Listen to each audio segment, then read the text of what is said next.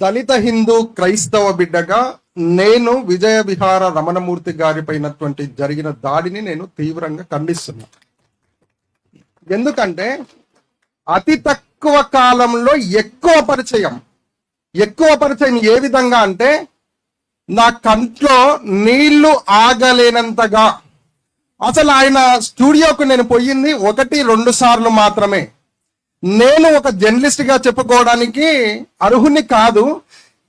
అక్కడ చూసినటువంటి కొన్ని పత్రికలు ఏవైతే గోడకు స్టిక్ చేసిర్రో దీనితో పోలిస్తే ఇదొక జర్నలిజమా అనేది ఒక భావన నాకు ఏర్పడింది. నిజానికి నిన్న జరిగినటువంటి బీఆర్కే న్యూస్ లో జరిగినటువంటి ఏదైతే ఇన్సిడెంట్ ఉందో ఆ ఇన్సిడెంట్ నేను చూసినప్పటి నుండి ఇప్పటి వరకు ఒక 100 సార్లు మా ఎండి మేడం గారి దగ్గర నేను అనింటా, అసలు ఇది ఏంది మేడం, ఎక్కడ పోతుంది సమాజం, ఏమైతుంది, మానవత్వం మంట కలిసిపోతుంది కదా. సద్గురువులైనటువంటి స్థితప్రజ్ఞులు విజయ విహార రమణమూర్తి గారి పైన జరిగినటువంటి దాడి ఏదైతే ఉందో ఈ సమాజము ఎటు చూస్తుంది ఈ దాడి పైన అనే ఒక భావన నాకు మొదలైంది. నిజానికి వినాశన ధర్మంలో ఉన్నటువంటి వ్యక్తుల యొక్క లక్షణం ఏంటి అంటే, సనాతన ధర్మంలో ఉన్నటువంటి వ్యక్తులు ఎవరైనా ప్రశ్న వేస్తే ఆ ప్రశ్నకు సమాధానము రాలేక, ఆ ప్రశ్నకు సమాధానము చెప్పలేక విరుచుకుపడడం, అవతలి వ్యక్తులపై దాడి చేయడం అనేటువంటిది వినాశన ధర్మం యొక్క లక్షణం, అందుట్లో ఉన్నటువంటి మనుషుల యొక్క లక్షణం అని నేను ఈ సభ వేదికగా నేను తెలియజేస్తున్నాను. నిజానికి ఆర్ఎస్ఎస్ యొక్క భావజాలం ఏంటి, హిందూ యొక్క భావజాలం ఏంటి, బజరంగుల యొక్క భావజాలం ఏంటి అంటే సంస్థలు పెట్టుకోవడానికి మాత్రమే కాదు, అందుట్లో ఉన్నటువంటి వ్యక్తులు ఏ విధంగా ప్రవర్తిస్తున్నారు, వారి యొక్క బాడీ లాంగ్వేజ్ ఏ విధంగా ఉంది, వారి యొక్క ప్రవర్తన ఏ విధంగా ఉందనేది కూడా తెలుసుకోవాలి. ఎందుకనంటే నా వయసు 32 సంవత్సరాలు. ఈ సభలో నాకు నా మాటను గౌరవించి ఇక్కడికి పిలిపించి నాతో మాట్లాడిస్తున్నటువంటి విజయ విహార రమణమూర్తి గారి గురించి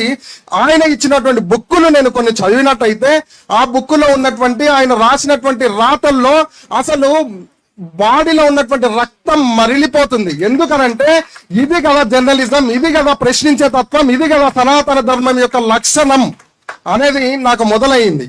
నిజానికి చెప్పాలంటే నేను ఇందాక ఒక మాట అన్నా, వినాశనం ధర్మం యొక్క లక్షణం ఏంటి అని అంటే, ఎదుటి వ్యక్తి ప్రశ్న వేస్తే ఆ ప్రశ్నకు సమాధానం చెప్పలేక ఎదుటి వ్యక్తిపై విరుచుకుపడడం, దాడి చేయడమే అక్కడ ఉన్నటువంటి వ్యక్తుల యొక్క లక్షణం. నిజానికి ఈ ఆర్ఎస్ఎస్ అనేది కూడా రాజకీయ పరంగా నడుస్తుంది, ఈ హిందుత్వం అనేది కూడా రాజకీయంగా పరంగా నడుస్తుంది.